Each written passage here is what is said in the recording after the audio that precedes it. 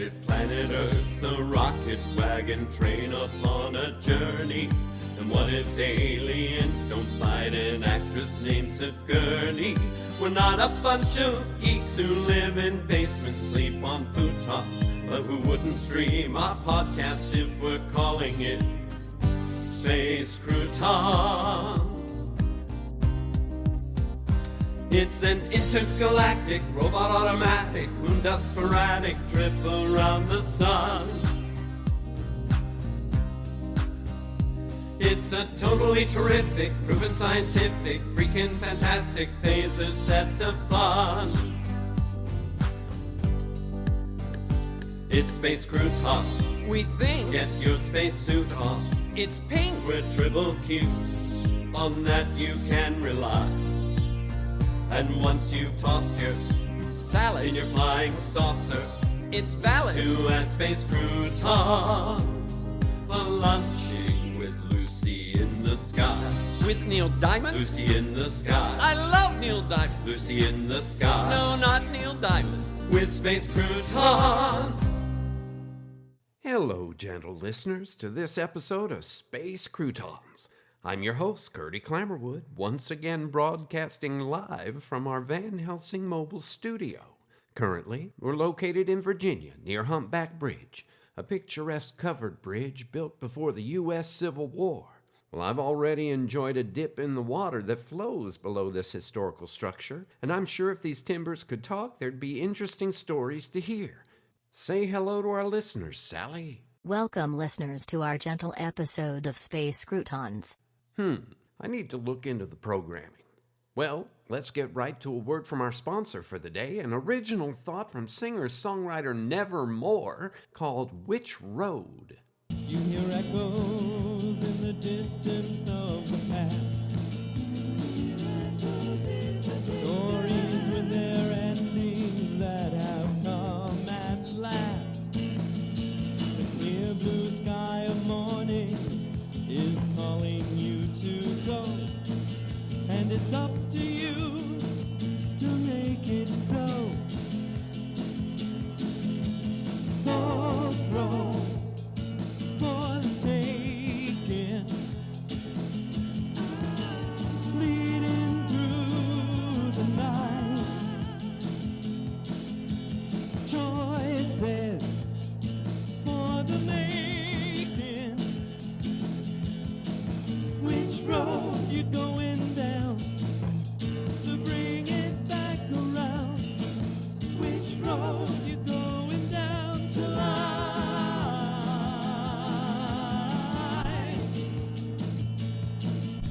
To lie.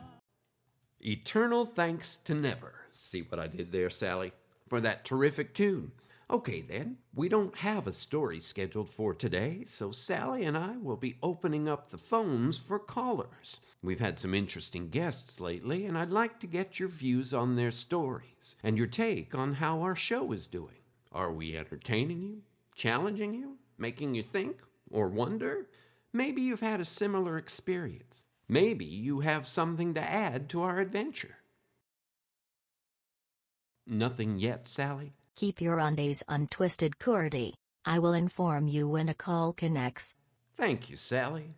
Well, let's talk about some of our guests. Their stories have caused me to think and wonder. Remember Joe? The most interesting thing about Joe, it wasn't just his story, but behind his story was, "This will change life as you know it." Well, when I think about the ramifications of that statement, it sends shivers through me. Oh, and what about Clarissa? Clarissa and her talking plant, Vera. We all remember, "Hello, Vera." But what about how the plant was able to put thoughts into Clarissa's mind? Spooky.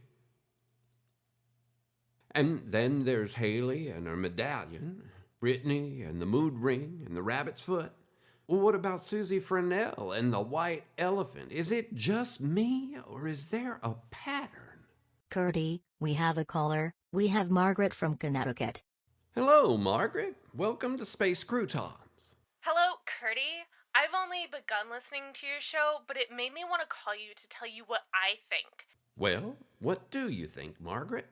Curdy, I listened to a couple of your episodes, not sure which ones, but then I went to your website to listen to your archives. I was very interested. Your guests seemed believable. They were passionate about their stories. Some were scared, but all were people like me, and that's when it hit me. What hit you? It can't be real. It was too real. The people were too common. The objects were too ordinary. Everything was too realistic. Curdy, I don't think you have a Van Helsing. I think you're in your mama's basement. I think your gamer friends have been working on this idea for some time and nothing about it could possibly be real. It's just another scripted reality show like The Bachelor. Margaret, I assure you. You'll have to do a lot better to change my mind, Curdy, but you haven't given your listeners anything tangible, nothing concrete, nothing they can believe. You know what? Let me speak to your manager. Now, Margaret, we're still working on collecting. The caller has disconnected. That was a different kind of call, but like I was trying to tell Margaret, we're collecting data from all over, from all walks of life, and we've had some promising leads, some really promising leads that we're following up on. Curdy, we have another call. This one is from California. We have Robert on the line. Welcome, Robert, to space. What the... Robert, I'm sorry, but we're having technical difficulties here, and we'll need to reconnect later. Curdy, it's Brittney. Open the door. Brittney? Is that really you? It's me, Curdy, and I've brought someone that you should meet. Aiden. Here, put these headphones on. Can you hear me? We're on the air. Brittney, how did you find me? I didn't. Aiden did. Curdy, I'd like you to meet Aiden. Aiden, this is Curdy. You can tell him everything. Aiden. You're Aiden. What happened to you? Where did you go? How did you get back? I'm sorry. Let me slow down and remind our listeners what's transpired. Several weeks ago, we received a call from Brittney, worried about her friend Aiden, who had disappeared without a trace, baffling local law enforcement, his friends, and family. Brittney found a journal, and the last entry provided some clues as to what might have happened, but not a clue as to where Aiden was or how to rescue him. Well, I traveled to Dead Horse, Alaska to visit Brittney, and while there, went to Aiden's apartment, again searching for clues. And while I was there, took a lot of notes and photos to see if there was anything I could use to shed some light on his disappearance. Then recently, we received another call from Brittney during the show, and it was a very interesting call. During the call, we noticed strange interactions of objects that Brittney had in her possession when placed in close proximity to objects in Aiden's apartment. At the end of the call, we heard Brittney scream Aiden's name, and then the line went dead. I've been unable to reach her until she walked into the studio just now. Brittney, let's start with you. What happened at the end of our call? Curdy, it has been a whirlwind. A lot has happened. We really didn't know where to turn, so here we are. But let me back up. On the day of the call, you're right, there were some strange things happening, mostly with the rabbit's foot and the banana hanger. Do you remember me telling you about them? About how they would glow or get hot? Yeah, I remember. Do you remember the TV and how there was an old Western playing and a tune coming from a pocket watch? Well, as the tune was playing, the camera zoomed in on one of the gunfighters' faces, and it was Aiden. I know this sounds incredible, but as he looked into the camera, the tune stopped, and then a bright light consumed the room. I turned away, dropped the rabbit's foot, closed my eyes, and when the light had subsided, I looked back at the TV. Aiden was standing there, just as real as he is now. I don't know how he came back, but we think it had something to do with the banana hanger and the rabbit's foot. That's remarkable, Brittney. Can I ask, do you still have the banana hanger and the rabbit's foot? Yeah, we do. They're in a safe place. Wow, that's an amazing story. Aiden, can I ask you a few questions? Sure. I'm not sure I remember everything, but ask anything you want. Maybe you can help make sense of all this. Do you remember what happened the night you disappeared? Your journal entry mentions a mood ring. Good, you have my journal. Yes, I remember the mood ring and getting up from bed that night when I heard something humming from the living room. I went back to the sofa and noticed the TV was on and the mood ring was glowing. Glowing? Yes, and so was the banana hanger. I picked up the mood ring. I remember thinking it was warm, and I put it on my finger to see if it would change color. A tune was coming from the TV. I glanced up and saw an old movie of some sort, a merry-go-round with kids on it, and a tune coming from the music box on the ride. I didn't really think anything of it, and I looked back at the glowing banana hanger. And as I reached for the banana hanger, the music stopped. Just as the music stopped and my hand grabbed the banana hanger, a bright light filled the room. And the next thing I remember is waking up in a lobby of some kind. A lobby? Yeah, a big room with hallways leading in different directions.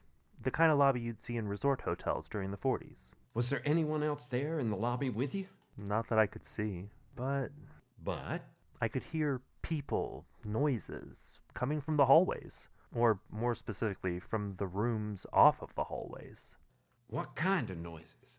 Conversations, people noises, even traffic noises. It was very strange, especially coming from inside a building. But I thought there may be an exit, so I moved slowly towards the sounds. You left the lobby? Yes, I went into the first hallway. First hallway? How many were there? There were 4 hallways, arranged almost like the points on a compass that intersected in the lobby. Anyway, I went down one and noticed something different about the doors. What was different? There weren't any room numbers. So it wasn't really a hotel? What do you think it was? Like I said, there weren't any room numbers, but the door did have markings on it where the room numbers would normally be. Markings? What kind of markings? Raised dots, almost like Braille, but not quite. Now I know, though. I know what they were. What were they? Constellation. Constellations? We were able to figure it out later, but listen. Aiden, tell Curdy what happened to the mood ring. As I walked down the hall, I began trying different doorknobs to see if anything opened. I reached for a door and noticed the markings. 3 pronounced bumps in the door and several minor ones nearby. I now know that it represented a constellation, one that you've probably never seen. What constellation? Why wouldn't I have ever seen it? The constellation is in the southern hemisphere. It's called Quardacs. It's Latin for furnace. As I touched the door, the mood ring became very hot. And then it was gone. Disappeared from my finger. Did you open the door? I was unable to open the door. I ran back to the lobby, sat down, and tried to make sense of what had happened. After a while, I went into another hallway, the same sort of markings on the doors, and things started to make sense. Some of the constellations are very well known. Like? Gemini, Libra, Corona Borealis, just to name a few. I recognize the signs of the zodiac, but there were more? How many? There are 88 globally recognized constellations. 88? Wow. I had no idea. Aiden, were there 88 doors? I'm not sure, Curdy. There were a lot of doors, but I didn't count them. What happened next? I followed some sounds down the hallway, trying doors along the way until I reached the source of the sounds. What kind of sounds were you following? They were the same type of sounds that were coming from the TV, just before I saw the flash of light and woke up in the lobby. A simple melody. When I reached the door from which it seemed the sounds were coming, I touched it, expecting it to be warm or even hot, but it wasn't. When I touched the knob, I looked up at the markings and I recognized this constellation. What was it? Lepus. The hair. Just as I recognized the constellation, I heard Brittany's voice. She screamed my name, and the next thing I knew, I was standing in my apartment again. Amazing. You touched the door with the hair constellation just as Brittany screamed your name? Aiden, that was weeks after you disappeared. How long do you think you were gone? Couldn't have been more than a couple of hours. Let's circle back a minute. You found doors that had what appeared to be constellations on them instead of room numbers. Yes, several of them Brittany and I have been able to identify. I told you about Fornax, Lepus, Libra, Gemini, and Corona Borealis, but we've also identified Octans, Norma, Scutum, Sculptor, Cetus, Crater, and Horologium. Fascinating. But that's not everything. What else, Brittany?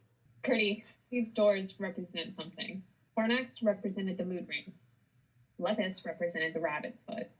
Aiden and I think that Libra represents the banana hanger. Don't you see? These objects mean something. These objects have power. We don't understand it yet, but they do. And these doors are gateways. Curdy, aren't you curious how we found you? I hadn't thought to ask that yet, but yeah, nobody knows where I broadcast from. How did you find me? I found you, Curdy. How? We've never met before. I heard your voice behind one of the doors. I heard you and Brittney and myself having a conversation. I think it was this conversation. You heard us talking. Yes, I did. That's how I knew I had to find you. How did you find me? The voices were coming from behind the Cetus door. Cetus? Sea monster. Whale. I'm at the Humpback Bridge. Brittney, the other constellations, is there one that could be represented by a medallion? From the ones we know about, I'd say that scutum is pretty close. Scutum is Latin for shield. It's a pretty small constellation. What about a white elephant? Nothing I can think of at the moment. Are you sure? Yes, a listener had a story about a white elephant. The figurine had a clock embedded in its middle, kind of a curio piece. A clock? Yes, a clock. Horologium! It's a clock with a pendulum and a second hand. Aiden, you're sure you saw these constellations on the doors? Yes, Curdy. Brittney is helping me remember and identify more of them as we talk, but definitely the ones we've mentioned. Okay. I think maybe we have something. Tell me one more thing. Where are the objects that you have? The rabbit's foot and the banana hanger. I think we should discuss that another time, Curdy. Aren't we almost out of time? You're right, Brittney. I have a few other things I'd like to discuss with you both before we leave the air, if that's okay. Of course. Well, answer anything. I'm sorry to interrupt, Curdy, but we have a call. Not right now, Sally. We're talking to Brittney and Aiden. Curdy, I think you need to take this call. It's from Joe. Joe? Hang on, guys. Sally, put Joe through. Joe, are you there?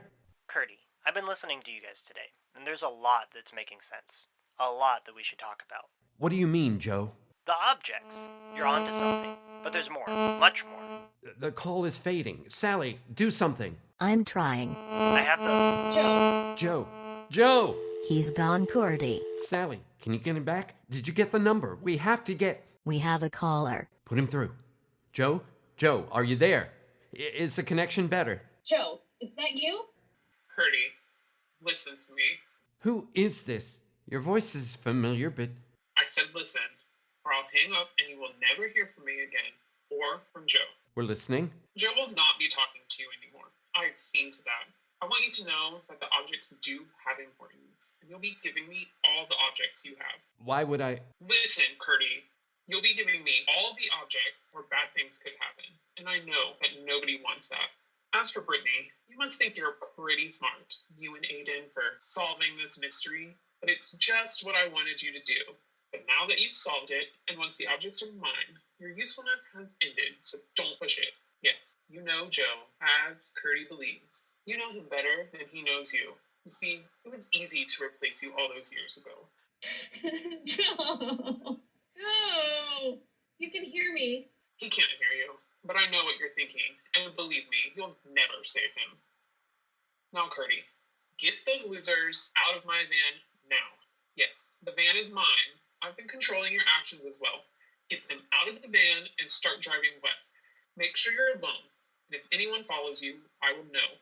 And make sure you have the objects. I'll contact you after I'm certain you can follow directions. As for you, Brittney, give Curdy all of the objects. Don't hold back, or Joe will suffer. How do I know I can trust you? We have other ways of getting the objects. The least painful way is for you to just hand them over. What's that supposed to mean? We have the mood ring. Do you remember, Aiden? Do you remember where you lost it? How do you think we got it? When you figure that out, you'll want to give us the rest. Nicky, there must be a way to talk about this. We're finished here. You need to get on the road. Curdy, we have to help Joe. You heard her. Joe's not safe. We're not safe. All right, Brittney, take a breath. We need to think. It's like my dad used to say. Heck, who knows what he would have had to say about this. We'd better sign off for today. So, folks, that wraps up a unique episode of Space Croutons. Thank you for tuning in on this blockbuster day. I'm looking forward to getting your comments on our website and talking to you soon. This is Curdy Clammerwood saying keep peace in your heart until our next story time. It's Space Crouton. We think Get your spacesuit on. it's pink. We're triple cute. on that you can rely. And once you've tossed your Salad. in your flying saucer It's valid. to add space croutons for lunching with Lucy in the sky. With Neil Diamond. Lucy in the sky. I love Neil Diamond. Lucy in the sky. No, not Neil Diamond. With space croutons. Space Croutons is a work of original fiction. Similarities to persons, situations, or events, real or fictional, is coincidental and unintentional. Created and written by Jerry, Jace, John, Della, and Jeff Goodson. Episode 21 story by John. Recording and production by Brittney, Nicky, Jerry, Jared, and Jeff. Original music by Jeff. Featuring the voice talents of Jenna, Jared, Brittney, Jace, Nicky, Jeff, and Sally. Entire work copyright 2020 by Jeff, John, Jerry, Della, and Jace Goodson. This has been a Good Witch audio production.